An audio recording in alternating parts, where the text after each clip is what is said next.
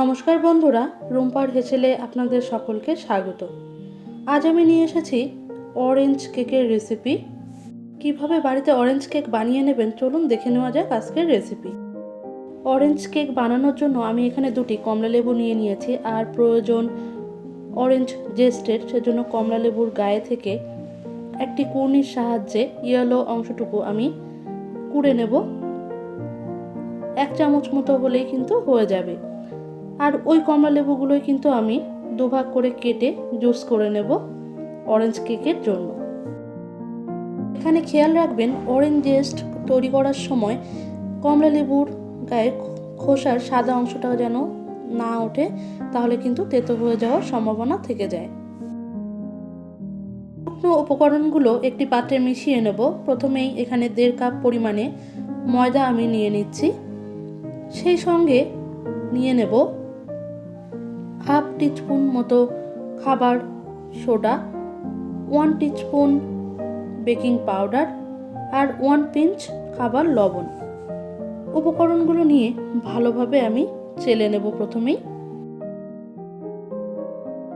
শুকনো উপকরণগুলো চেলে নেওয়া হয়ে গেলে এখন আমি কেকের পাত্রটা তৈরি করে নেব। আর এখানে নিয়ে নিয়েছি অ্যালুমিনিয়ামের ফয়েল।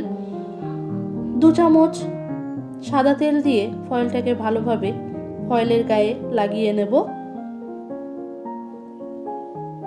আর এখানে নিয়ে নিচ্ছি 1 চামচ পরিমাণে ময়দা দিয়ে ভালোভাবে আমি পাত্রটাকে কোট করে নেব।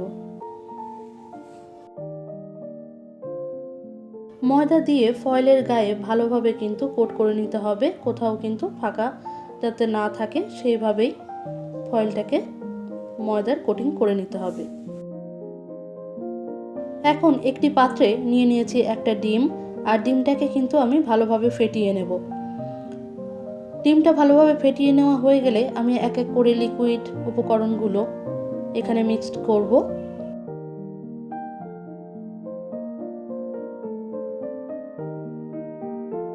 ডিমটাকে 1 মিনিট মতো ভালোভাবে ফেটিয়ে নিয়ে এখন অ্যাড করছি হাফ কাপ পরিমাণে সাদা তেল।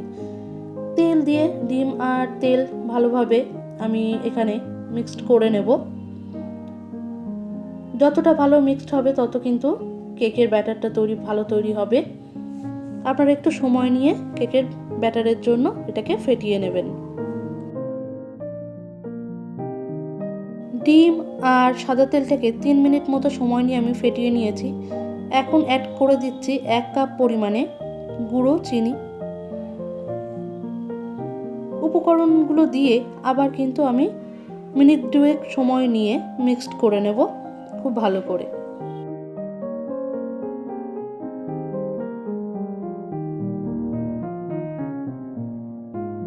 এভাবে একটা হ্যান্ড উইস্কের মাধ্যমে এই লিকুইড উপকরণগুলো যত ভালোভাবে ফেটিয়ে নেওয়া যাবে ততই কিন্তু কেকের ব্যাটারটা ভীষণই স্মুথ আর ভালো তৈরি হবে।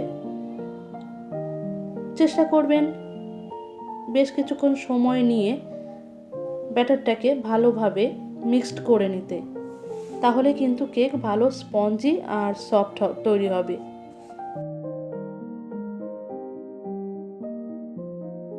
মিনিট 5 সময় নিয়ে আমি কিন্তু ব্যাটারটাকে ভালোভাবে ফেটিয়ে নিয়েছি।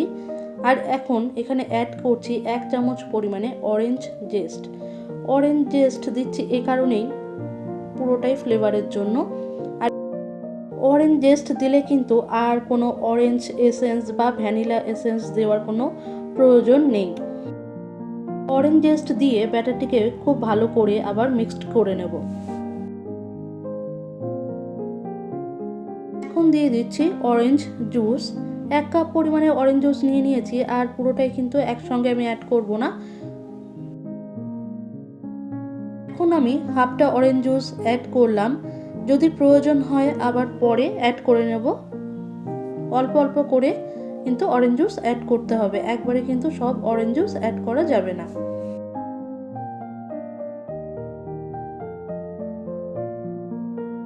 অরেঞ্জ জুস দিয়ে ভালোভাবে ব্যাটারটিকে মিক্সড করে নেওয়ার পরে এখন আমি দিয়ে দিচ্ছি শুকনো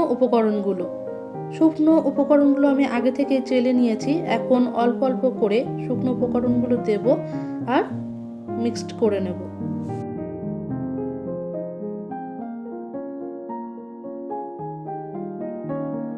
আপনারা চাইলে ডিম, সাদা তেল, গুঁড়ো চিনি এটাকে মিক্সিতে ভালো করে ব্লেন্ড করে নিতে পারেন, কিন্তু শুকনো উপকরণগুলো কিন্তু মিক্সি মেশিনে ব্লেন্ড করা যাবে না, মেশানো যাবে না।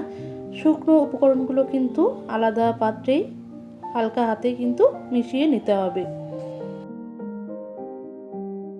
আর এখানে আমি অ্যাড করে দিলাম বাকি শুকনো উপকরণগুলো, দিয়ে আবার ভালোভাবে এটাকে মিক্সড করে নেব।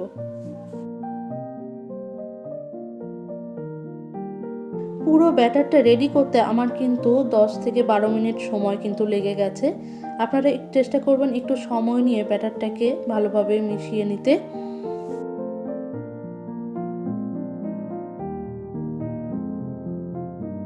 যেহেতু এখানে অরেঞ্জ কেক তৈরি করছি, সে কারণে এই কালারটা আনার জন্য আমি এখানে অরেঞ্জ ফুড কালারের ইউজ করছি। আর এটা কিন্তু পুরোটাই অপশনাল, আপনারা চাইলে এটাকে অ্যাড করতে পারেন অথবা স্কিপও কিন্তু করতে পারেন।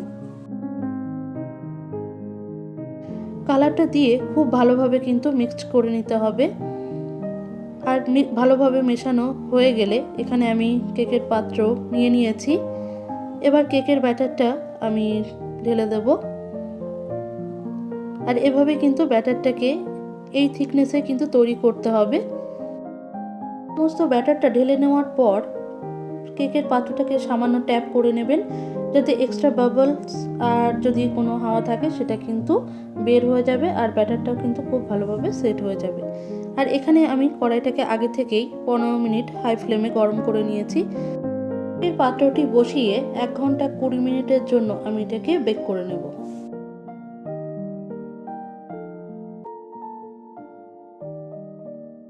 1 ঘন্টা 20 মিনিট পর আমি কেকটাকে চেক করে নিচ্ছি। আর কেকটা কিন্তু ভালোভাবেই হয়ে গেছে, না এখনও একটু সময়ের প্রয়োজন। আর আমি 5 মিনিট মতো হিটে এখনও বসিয়ে রাখবো। কেকটাকে নামিয়ে ঠান্ডা করে নিয়েছি।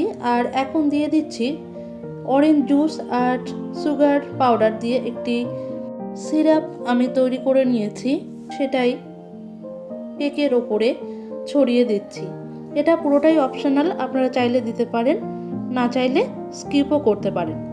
এখন কেকটিকে কেটে আপনাদেরকে দেখাবো। কেকটা কিন্তু ভীষণই সফট আর স্পঞ্জি তৈরি হয়েছে, দেখুন।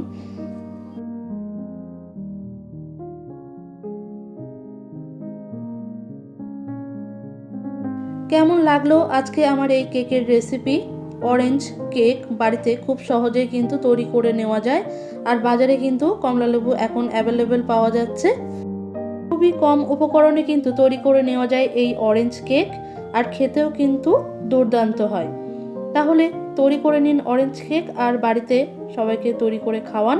কেমন লাগলো আজকের আমার এই রেসিপি জানাতে কিন্তু ভুলবেন না। ভিডিওটি ভালো লাগলে বরাবরের জন্য একটি লাইক আর চ্যানেলকে সাবস্ক্রাইব করে চ্যানেলের পাশে থাকুন। দেখা হচ্ছে অন্য কোনো রেসিপি নিয়ে অন্য কোনো ভিডিওতে। ততক্ষণ আপনারা ভালো থাকবেন, সুস্থ থাকবেন।